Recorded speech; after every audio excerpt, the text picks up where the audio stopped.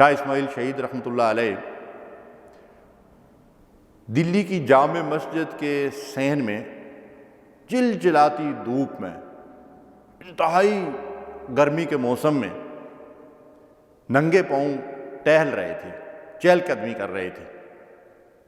مقصد کیا تھا؟ وہ یہ دیکھنا چاہتے تھے کہ میں کتنی گرمی کی شدت اور کتنی سختی جو ہے وہ برداشت کر سکتا ہوں۔ کیوں؟ اپنے آپ کو مشکل حالات کے لیے تیار کر رہے تھے۔ آج بھی آپ دیکھیں تو یہ جو فوجیوں کی ٹریننگ ہے کتنی سخت ہوتی ہے، کیسی کیسی مشکلات میں ان کو ڈالا جاتا ہے۔ اس کا مقصد یہی ہوتا ہے کہ اللہ کی راہ میں جب یہ جہاد کے لیے نکلیں، اللہ کے راستے میں لڑیں، تو ہر طرح کی قربانیاں دے سکیں اور استقامت کے ساتھ اللہ کی راہ میں ڈٹے رہیں۔ مسیلمہ کذاب نے حضرت حبیب بن زید انصاری رضی اللہ تعالی عنہ کو گرفتار کر لیا، تو اس کے بعد ان سے یہ پوچھا، سوال کیا کہ کیا تم یہ بات مانتے ہو کہ محمد صلی اللہ علیہ وسلم اللہ کے رسول ہیں؟ تو انہوں نے کہا ہاں، ڈنکے کی چوٹ اس کا جواب دیا۔ اور پھر وہ مسیلمہ کذاب بدبخت جھوٹا لعنتی ان سے کہتا ہے کہ کیا تم یہ بات مانتے ہو کہ میں اللہ کا رسول ہوں؟ تو انہوں نے کہا میں نہیں سن رہا ہوں۔ یعنی ایسا جواب دیا کہ اس کو سخت طیش آ گیا کہ تم میری بات ہی نہیں سن رہے ہو۔ اور اس کے بعد ان کے جسم کے ایک ایک حصے کو کاٹنے کا حکم دے دیا۔ ہر عضو کے کاٹنے کے بعد پھر ان سے یہ سوال کرتا اور وہ ویسا ہی جواب دیتے، حتیٰ کہ ان کے جسم کا ایک ایک حصہ جو ہے اس نے کاٹ ڈالا۔ اور حضرت حبیب بن زید انصاری رضی اللہ تعالیٰ عنہ استقامت سے جو ہے اللہ کی راہ میں ڈٹے رہے۔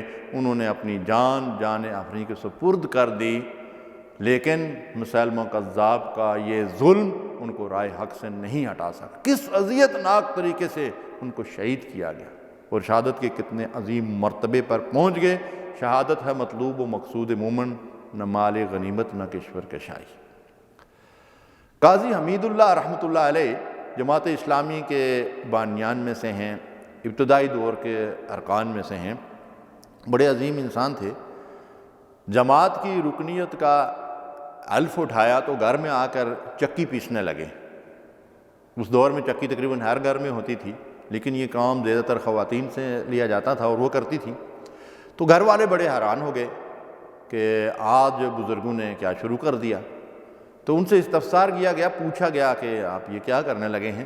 تو انہوں نے کہا کہ میں جماعت اسلامی کا رکن بن چکا ہوں اور میں نے ایک ایسے راستے کا انتخاب کیا ہے کہ اس راستے میں یہ مشکل بھی آ سکتی ہے کہ مجھے قید با مشقت میں ڈال دیا جائے اور وہاں مجھے چکی پیسنی پڑے، تو اگر میں نے اس کی کچھ پریکٹس کی ہوگی تو میرے لیے کوئی دشواری نہیں ہوگی۔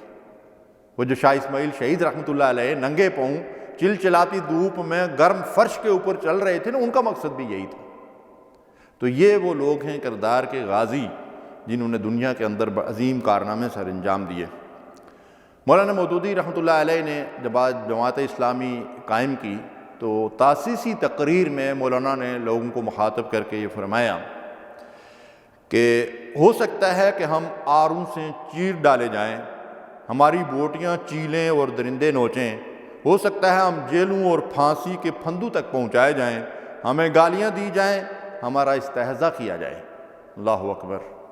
مولانا مودودی بڑے شعوری طور پر یہ ساری باتیں کہہ رہے تھے اور ان کے راستے میں یہ ساری رکاوٹیں آئی۔ پھانسی کے پھندے تک بھی مولانا مودودی رحمۃ اللہ علیہ کو پہنچایا گیا، لیکن ہر مقام پہ صبر و استقامت سے اللہ کے راستے میں ڈٹے رہے۔ جب ان کی طرف گولیوں کی بوچھاڑ ہو رہی تھی اور ایک اجتماع کے اندر ساتھیوں نے چیخ چلا کر کہا کہ مولانا بیٹھ جائیے، تو مولانا کا جواب یہ تھا کہ میں بیٹھ گیا تو کھڑا کون رہے گا؟ اللہ اکبر۔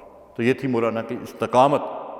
سیدنا حضرت عیسیٰ علیہ السلام ارشاد فرماتے ہیں کہ اللہ تعالیٰ کی طرف سے انسان کو اگر کوئی مصیبت آتی ہے، پریشانی آتی ہے، لیکن وہ ہر مصیبت اور پریشانی میں اللہ کی اطاعت پر قائم رہتا ہے،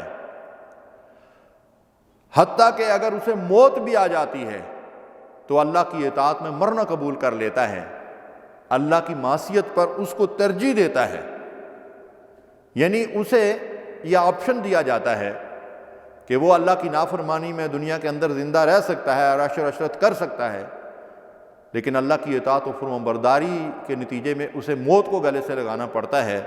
تو حضرت عیسیٰ علیہ السلام فرماتے ہیں کہ اللہ کی معصیت میں زندگی کے مزے لوٹنے سے اس کی اطاعت میں جان دے دینا بہتر اور افضل ہے۔